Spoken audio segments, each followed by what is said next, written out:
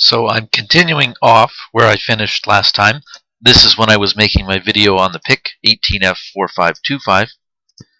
I thought I would pick up here on page 16 of the data sheet and try reading out some of the pins. And upon review later, I think that's going to be interesting because I can double speed my voice and hear what all these are really quickly. This might be a little tedious to read, but hopefully it's worthwhile. Table 3, PIC18F4525, or the 4620.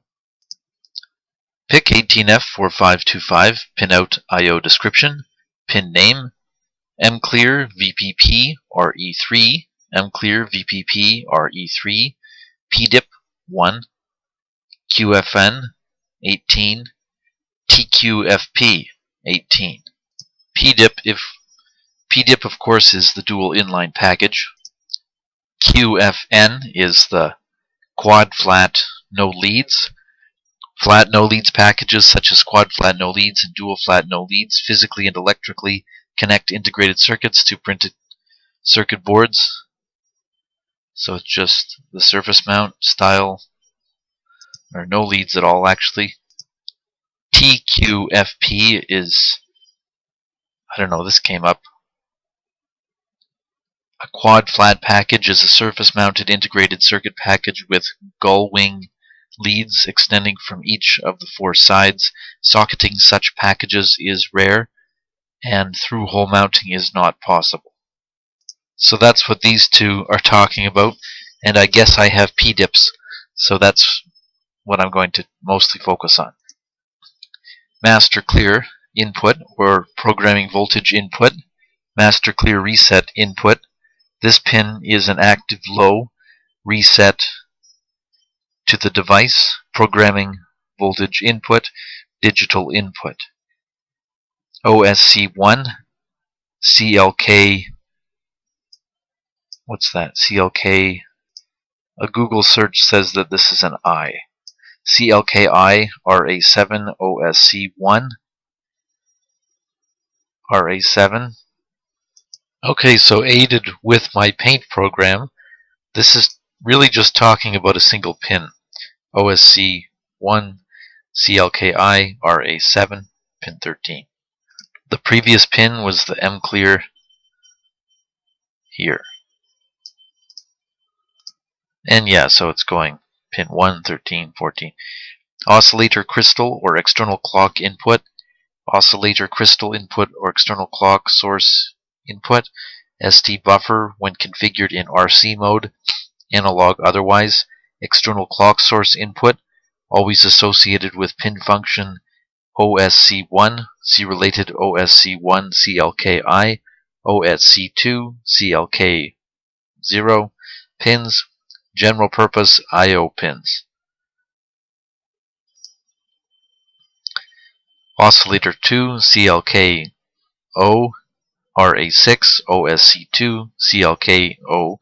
Oscillator crystal or clock output, says the same thing again, connects to crystal or resonator in crystal oscillator mode. In RC mode, OSC2 pin outputs CLKO, which has 1/4 of the frequency of OSC1 and denotes the instruction cycle rate. General purpose input-output pin. Moving on to the next page. Pins 2, 3, 4, 5, 6, 7. Actually, it kind of breaks them up into this, maybe port A, so it goes 6 and 7. Although it doesn't mention the PDIP pin number. That seems to be talking about these pins here. We start at 2.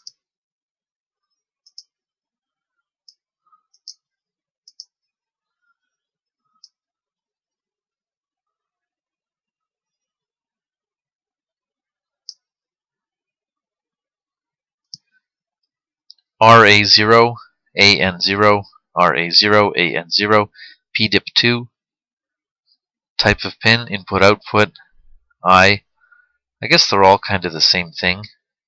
I don't know what these I's denote. I guess there is a legend, right?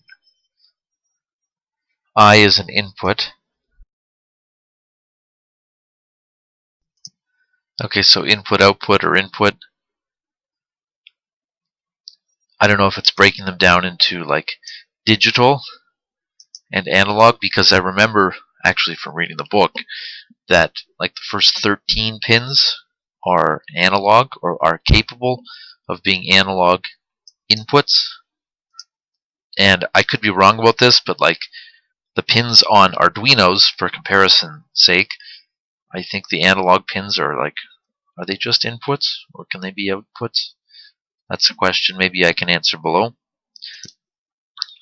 Port A is a bidirectional input-output port. All of these, or both of these pins, 2 and 3, have similar descriptions. I think I had to look this up before in a video, but transistor logic, TTL, is a logic family built from bipolar junction transistors. Its name signifies that transistors perform both the logic function, the first transistor, and the amplifying function, the second transistor, as opposed to resistor transistor logic, RTL, or diode transistor logic. Reminds me that there's still so much I haven't learned. Okay, so I covered pins 2 and 3. Pin 4, RA2, AN2, VREF, CVREF. So here's a definition. A voltage reference is an electronic device that ideally produces a fixed constant voltage irrespective of the loading on the device, power supply variations, temperature changes, and the passage of time. Voltage references are used in power supplies, analog to digital converters, digital to analog converters, and other measurement and control systems. Voltage references vary widely in performance. A regulator for a computer power supply may only hold its value to within a few percent of the nominal value, whereas laboratory voltage standards have precisions and stability measured in parts per million. I will read the first paragraph. Any semiconductor diode has an exponential voltage/current characteristic that gives an effective knee voltage, sometimes used as a voltage reference. This voltage ranges from 0.3 volts for germanium diodes up to about 3 volts for certain light-emitting diodes. These devices have a strong temperature dependence, which may make them useful for temperature measurement or for compensating bias in analog circuits. Okay, so that sheds a little bit of light on this, as it is an analog to digital reference voltage, low input, comparator reference voltage output. So this pin 4 is used as like a VREF for, what was the ADC and comparator. I understand just from reading before there's 2 comparators in this thing or something. That could be wrong. I need a refresher on this. I do remember looking up a video on op-amps before, the EEV blog one, and it did talk about an op-amp being used as a buffer. Forgetting all that now, but a digital buffer or a voltage buffer is an electronic circuit element that is used to isolate the input from the output, providing either no voltage or a voltage that is same as the input voltage. It draws a very little current and will not disturb the original circuit. It is also called a unity gain buffer because it provides a gain of 1, which means it provides at most the same voltage as the input voltage, serving no amplification function.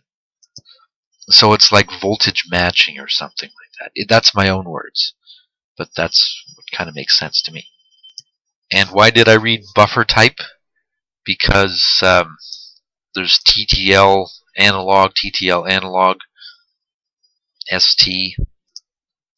Alright, so after a long break, a bathroom break, bathroom break actually, hopefully nobody ever sees this. Now I'm looking at the other pins. Let's start a new one. Maybe I can zip through these a little quicker. Like I guess pin 4, that's like a low input for AD reference, and this one is a high input for the analog digital reference. Otherwise, things seem kind of similar. This one has a comparator vref. RA4, T0 CKI, C1 out, RA4. It's PDIP pin 6. Pin type, IO, input output. ST, what's an ST buffer type? I could not find a Google search on that. RA5, AN4, SS, HLVDIN, C2 out, RA5, AN4, SS, HLVDIN, C2 out, digital input output, analog input 4, SPI slave, select input, high-low logic detect input, comparator 2 output, COSC2, CLKO, RA6 pin, C the OSC1, CLKI, RA7 pin. Moving down the list, this is page 18, pin name RB0, INT0, FLT0, AN12, RB0, well, it's the same thing. It's PDIP pin 33, so this is looking at the pin range from pin 33 to 40. So, where's the square? 33 to 40. So this kind of looks like port B. So here's port A, port B, port C, port D. Although there's some C's here and D is here. So this is port B is a bidirectional input-output port. Port B can be software programmed for internal weak pull-ups on all inputs. Interesting. Digital pull-up in resistors. Okay, still on pin 33. Here's pin 33. Digital input-output, external interrupt 0. PWM fault input for enhanced CCP1, analog input 12, RB1, same kind of stuff. Buffer types, slightly different, I guess, I don't know. Digital input output, external interrupt 1, analog input 10, RB2, same kind of thing. RB3, AN9, CCP2, digital input output, analog pin 9, capture 2 input, compare 2 output, PWM2 output.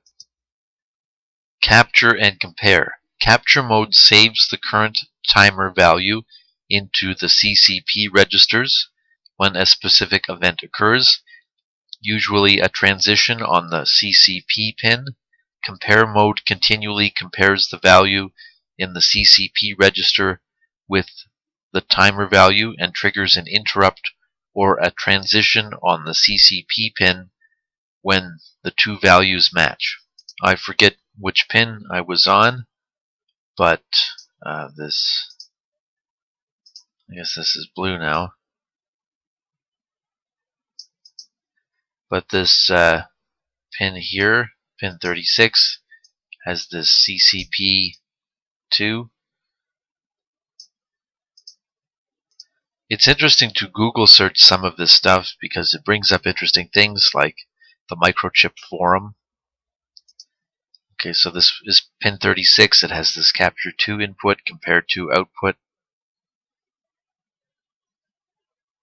Pin 38, interrupt on change pin. Low voltage in circuit serial programmer programming enable pin. So might this be one of the pinouts for the PIC programmer to the USB? RB6,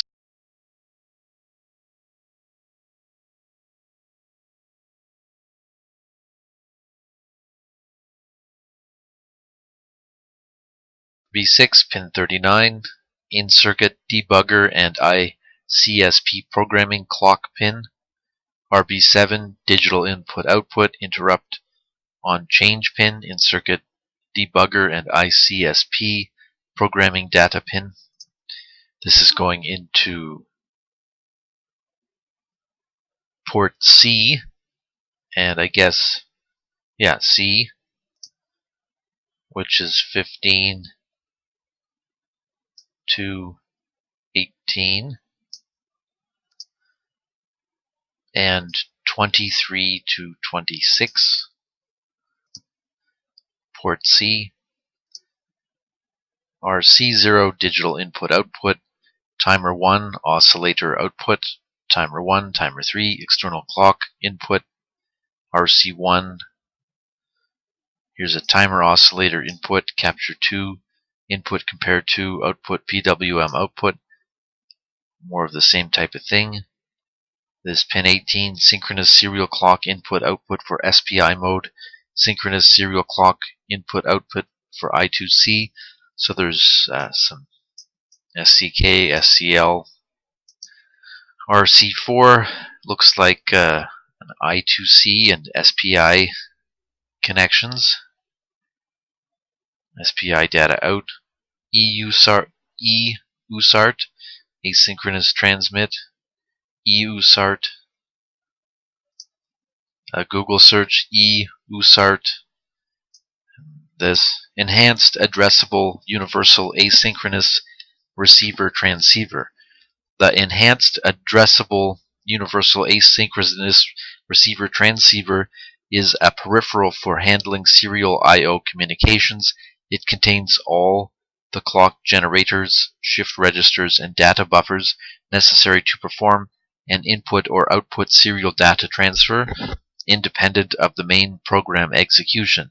The EUSART, also known as the Serial Communications Interface, SCI, can be configured as a full duplex asynchronous system or half duplex synchronous system. Full duplex mode is useful for communications with peripheral systems such as terminals and personal computers. Half duplex synchronous mode is intended for communications with peripheral devices such as AD or DA integrated circuits, serial EEPROMs, or other microcontrollers. These devices typically do not have internal clocks for baud rate generation and require the external clock signal to be provided by a master synchronous device. The EUSART module includes the following capabilities: full duplex asynchronous transmit and receive, 2-character input buffer, 1-character output buffer, programmable 8-bit or 9-bit character length, address detection in 9-bit mode, input buffer overrun error detection, received character framing error detection, half duplex synchronous master, half duplex synchronous slave, programmable clock polarity in synchronous modes, operation in sleep modes. The EUSART peripheral also implements the following additional features, making it ideally suited for use in local Internet Network (LIN) bus systems, automatic detection and calibration of baud rate, wake-up on break reception, 13-bit break transmit. So, I don't know, R6, RC6, and RC7 has this EUSART asynchronous receive, and it's got a receive and a transmit.